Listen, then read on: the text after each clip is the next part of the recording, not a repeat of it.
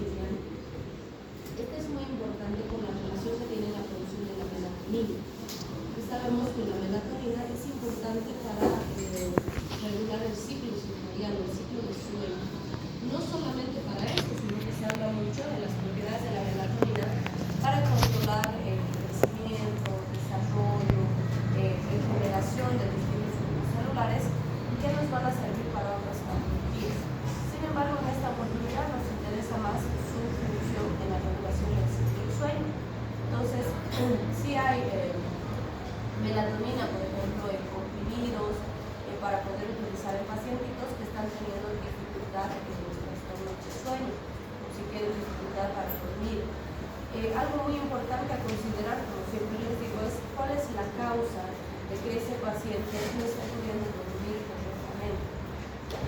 Porque si fuera, por ejemplo, no sé, algún problema afectivo, algún problema laboral y demás, el fármaco no va a hacer que el problema desaparezca. Entonces hay que prestarle apoyo para que pueda solucionar ese problema y pueda salir de esa situación y pueda descansar mejor, ¿sí? O les decía en algún momento, puede ser que el paciente, no sé, juega PlayStation toda la noche, entonces duerme todo el día y en la noche no le da sueño. Entonces hay que buscar e identificar el problema para poder abordar de forma ¿eh? Bien, el timo sabemos que está ubicado en la parte superior del corazón. Sabemos que en general ya en la edad adulta se dice que se atrofia. Este normalmente se encarga de la producción de timosina, que es necesaria para la producción de linfocitos. Hay estudios que se han hecho durante la pandemia que han demostrado que dan unos golpecitos sobre el esternón unas 20-30 veces por día pueden estimular el sistema inmune. De cierta forma, ese pequeño golpecito estimula el timo y el timo empieza a trabajar de forma más natural, ¿sí? Aún en la edad adulta. Entonces son cosas interesantes que podemos ir viendo cuando hablamos de las hormonas reproductoras. Sabemos que los mamíferos, incluyéndonos a nosotros, tienen sus glándulas reproductoras y que estas se van a encargar de producir hormonas, pero que no se producen desde las primeras etapas de la vida, sino que existen etapas específicas en las que se van a ir activando estos sistemas en base a las necesidades del individuo, ¿sí? Entonces vamos a ver que en realidad las hormonas masculinas y femeninas nos van a permitir la expresión de los caracteres secundarios en varones y en mujeres que preparan el organismo para la reproducción. Entonces, en las mujeres tenemos los ovarios que se van a encargar de producir estrógenos y progesterona, y vamos a ver que las hormonas sexuales femeninas como la progesterona se encargan de preparar el útero. Eso ya lo saben ustedes de fisiología, ¿no es cierto? Cada mes se prepara el uterito para recibir un embrión en caso de que se produjera una fecundación, para que pueda desarrollar y tener todas las características óptimas para su crecimiento. Si no se produce una fecundación, entonces se elimina toda esa decidua con todos sus elementos y vuelve a iniciar el ciclo. Y eso pasa pues todos los meses, ¿no? Y eso va a ser controlado por las gonadotrofinas de la hipófisis, vale decir, ese ciclo mensual más o menos que se producen las damas está controlado netamente por hormonas. Entonces es por eso que son sumamente importantes las hormonas, y cualquier trastorno de esas hormonas puede desencadenar una falta de fertilidad o dificultad para la fertilidad, ¿sí? En los varones, los testículos sabemos que producen andrógenos y testosterona, que son las hormonas propias del sexo masculino. La segunda es necesaria para el crecimiento y desarrollo de las estructuras sexuales secundarias, que también se empiezan a producir más en la pubertad y determinan los cambios, ¿no?, en los pacientitos masculinos, el engrosamiento de la voz, el crecimiento del vello corporal, el aumento del tamaño de los testículos, etc., ¿no? Entonces todos los elementos que conocemos que son característicos de varones y mujeres. Bien, si hablamos de la hipófisis, ya hemos mencionado antes que se le conoce como glándula maestra, ¿sí? tenemos una adenohipófisis y una neurohipófisis. La adenohipófisis es la parte anterior de la hipófisis y la neurohipófisis es la parte posterior, y cada una tiene sus particularidades. Entonces, fíjense, la adenohipófisis, es decir, la parte anterior, produce hormona de crecimiento, conocida también como somatotropina. Esta hormona es importante para el crecimiento del individuo. Entonces, por lo tanto, está en relación a más síntesis de proteínas para crecer, mayor captación de glucosa, tanto en músculo como en tejido adiposo, ya sea para utilizar o para almacenar. La gluconeogénesis la va a estimular, y también la glicemia, porque obviamente vamos a necesitar aportes más importantes para poder desarrollar ese crecimiento que necesita. Y por supuesto el crecimiento de tejidos y huesos.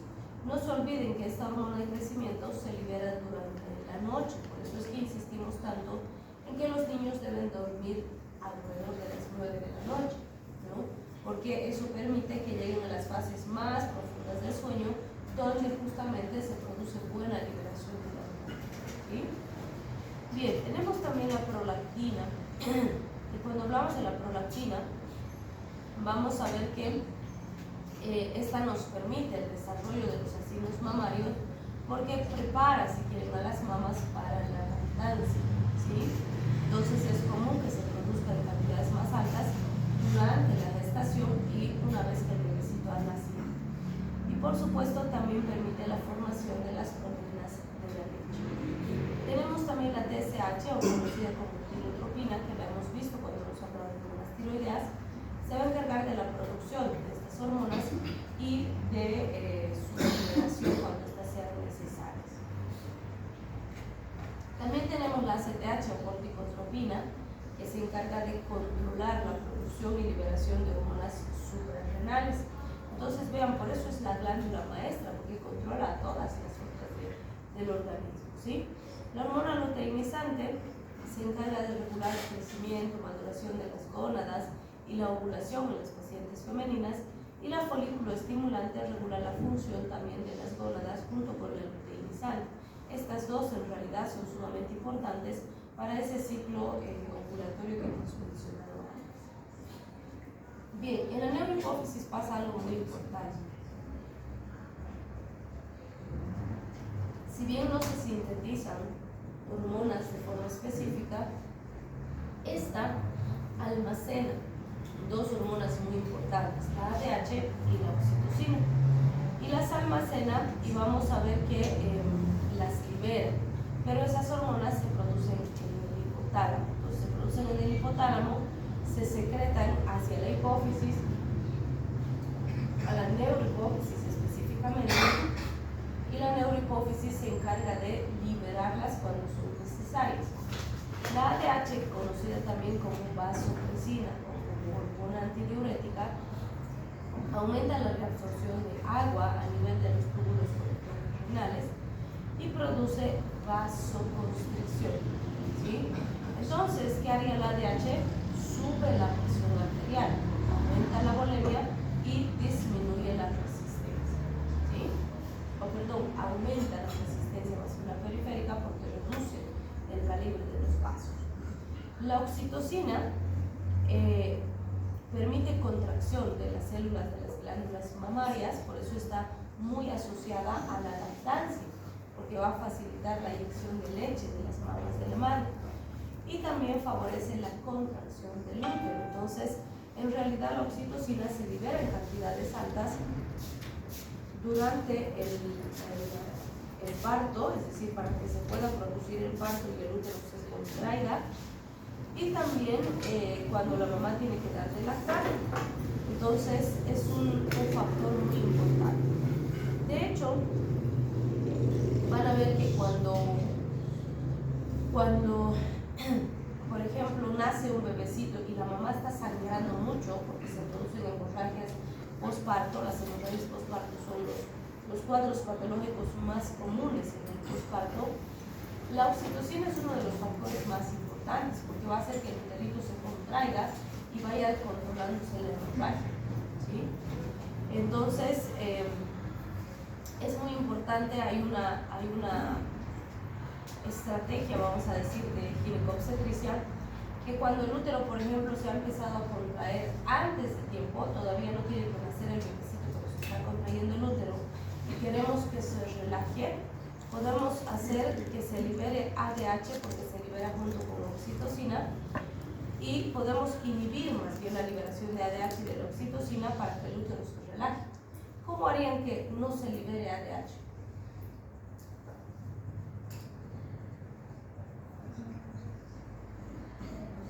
¿O cuándo creen que se libera ADH?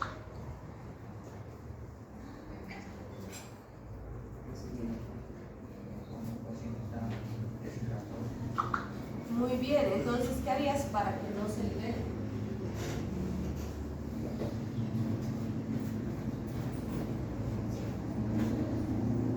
Hidratar al paciente, ¿no?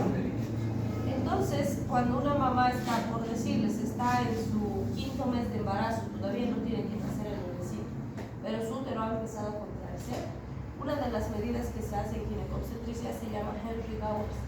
¿Qué hacen? Le pasan solución por vía intravenosa, 500 cc en bolas rápido, y eso que hace a nivel central, ¡pum!, bloquea la liberación de ADH.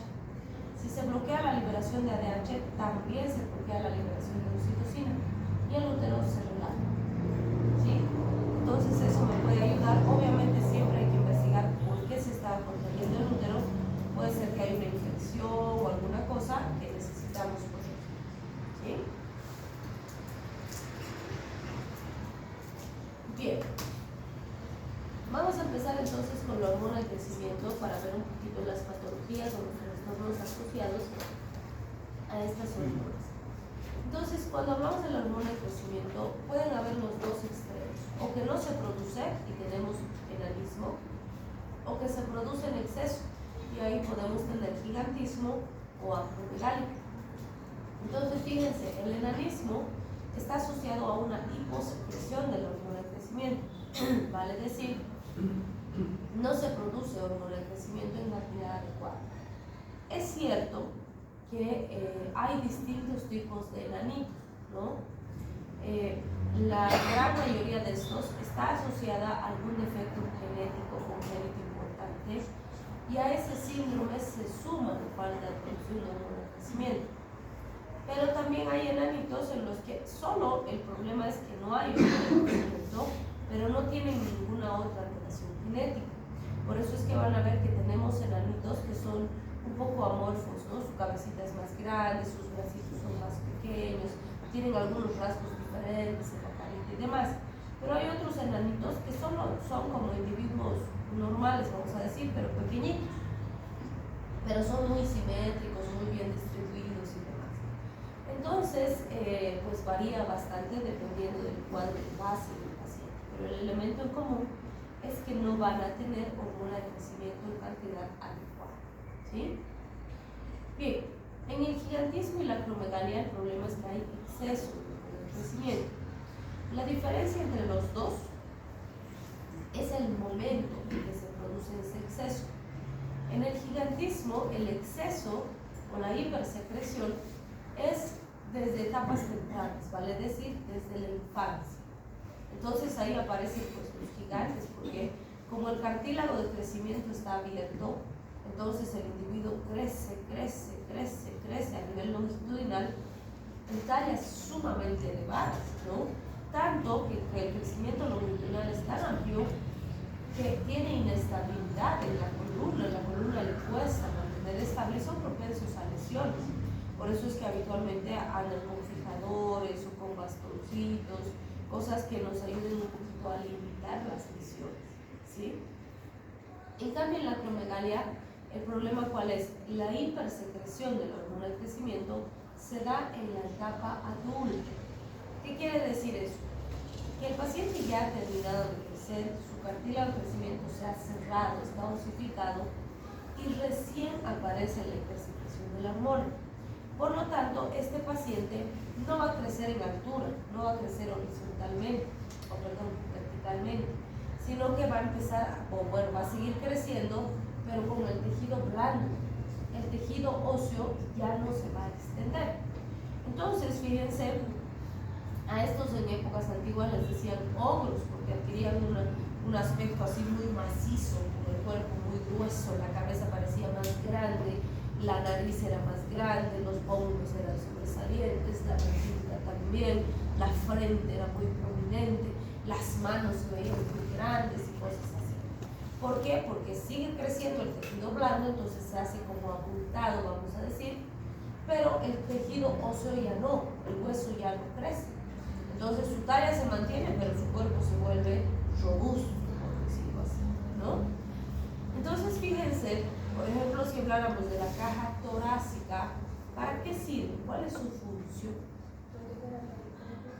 ¿Perdón?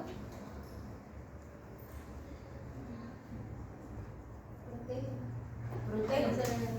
Muy bien, está ahí para proteger los órganos internos, ¿verdad? Y se estira. ¿Hasta cuándo? ¿Cuánto se estira?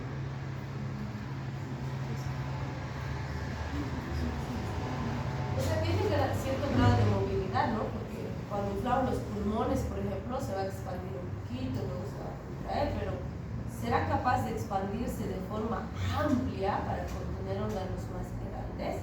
O el cerebro, por ejemplo, ¿se estirará? Sí. ¿Perdón? ¿Qué has dicho en automático o qué? Entonces, fíjense, las estructuras óseas, como no van a aumentar de tamaño significativamente, y los órganos internos, que son tejido blando, van a seguir creciendo, entonces su corazón va a seguir creciendo, sus pulmones van a seguir creciendo, el vaso va a seguir creciendo, los riñones van a seguir, o sea, los órganos van a seguirse expandiendo. Y normalmente estos pacientes van teniendo un efecto de compresión de sus órganos internos hasta que en algún momento colapsen, porque van a estar ahí apretados en una caja torácica que no se expande de forma significativa. ¿Sí?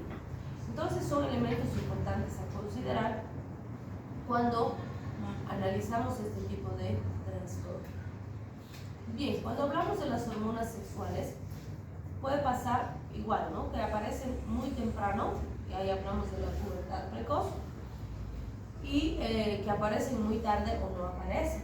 Y ahí tendremos pues la falta de desarrollo sexual o de los caracteres sexuales secundarios de los pacientes.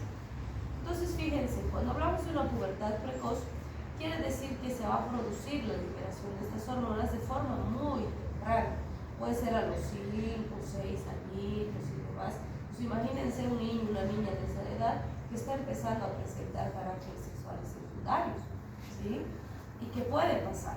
Evidentemente, lo más complejo es cuando está relacionado a algún trastorno funcional específico o metabólico.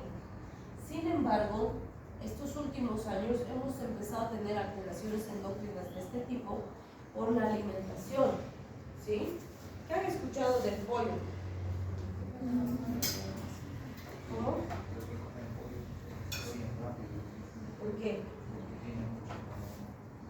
Tiene mucho contenido hormonal. ¿Y qué hormonas tiene? Nuestras hormonas. Porque ¿qué hacen los granjeros para que el pollo crezca más rápido? Le mezclan hormonas en su alimento balanceado. ¿Sí? Claro, el pollo que tenía que crecer, no sé, pues en 6 meses, digamos, me estoy inventando, que no sé cuánto crecen los pollos. Digamos que el pollo tenía que crecer en 6 meses y estar listo para carnear. Entonces, con hormonas está listo en 3 meses. Entonces, al productor le significa un ahorro en alimento, en agua, en vacunas. Entonces, es más rentable, pero resulta que esas hormonas que consume el pollo se acumulan en su carne, y nosotros consumimos la carne. Sobre todo se ha visto que los sitios principales de acumulación son los cueros y las alitas. Y a los chicos les encanta pues el cuero y las alitas, ¿no?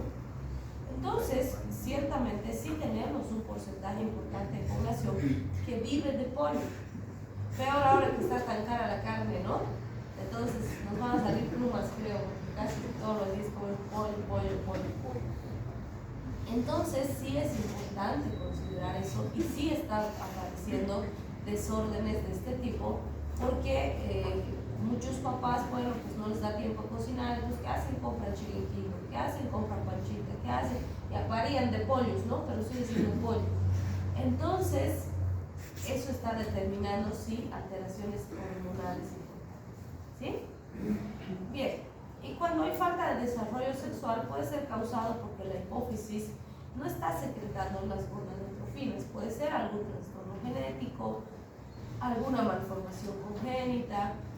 Han habido casos, por ejemplo, donde había agenesia de formación de gónadas o de algún tipo de esos, y pues el pacientito o la pacientita no desarrollaba sus caracteres sexuales secundarios, ¿no? Y hay que suplementar con hormonas. Bien, fíjense, también hablamos de las glándulas suprarrenales. Hay un cuadro conocido como la enfermedad de Addison, que está asociada a una hiposecreción de los glucocorticoides. Entonces, existe alguna falla y la glándula suprarrenal no produce los glucocorticoides como debería, el cortisol que mencionamos, ¿no? Entonces, el pacientito, por la falta de cortisol, desarrolla letargo mental, puede tener anorexia, náuseas, vómitos, pérdida de peso, hipoglicemia, debilidad muscular, y a todo esto, con esta sintomatología sistémica, se asocian pigmentaciones de la piel, hiperpigmentación de la piel en ciertas regiones e hipopigmentación en otras regiones. ¿Con qué deberían hacer diagnóstico diferencial de eso? ¿Qué otra patología sabe o conoce que tiene estas características? Vitiligo, ¿sí? Entonces, fíjense, en Addison suele ser simétrico, o sea, si hay en una manito, hay en la otra manito. Si hay en una cadera, hay en la otra cadera. Si hay, qué sé yo, una mama, también en la otra mama. O sea, suele ser simétrico. Segundo, acá no solamente existe hipopigmentación de estas zonas, sino que la zona que todavía produce pigmento se hiperpigmenta. Entonces, la zona con pigmento se hace más oscura y la zona sin pigmento más clara, o resalta más, porque la zona con pigmento se vuelve más oscura, ¿sí? Entonces se nota bastante intenso. ¿Cuál es la diferencia con vitiligo? En el vitiligo no existe ninguna alteración sistémica funcional. El vitiligo es un problema netamente estético, o sea, obviamente al pacientito no le gusta, digamos, tener vitiligo, porque le están viendo, mirando, algunos piensan que es contagioso, no se quieren acercar, qué sé yo, pero solamente es la pigmentación el problema. Funcionalmente el paciente con vitiligo funciona perfectamente bien, ¿sí? En cambio aquí sí hay alteraciones sistémicas importantes, ¿sí? Bien, si hablamos de las hormonas que participan en los procesos digestivos, vamos a ver que estas serán las que se producen en el tracto gastrointestinal, como la gastrina, por ejemplo, que tiene origen proteico, la colecistocinina, que favorece el paso de la bilis hacia el intestino, la secretina, que estimula la secreción alcalina del páncreas. Otras hormonas importantes son algunos tejidos que se encargan de secretar hormonas, como por ejemplo el factor eritropoyético renal. ¿Para qué servirá el factor eritropoyético renal? Muy bien, para la síntesis de eritropoyetina. ¿Y la eritropoyetina para qué es importante? Para la producción de glóbulos rojos, ¿sí? Y los glóbulos rojos, ¿para qué son importantes? Para transportar gases, ¿no es cierto? Oxígeno y CO2. Muy bien.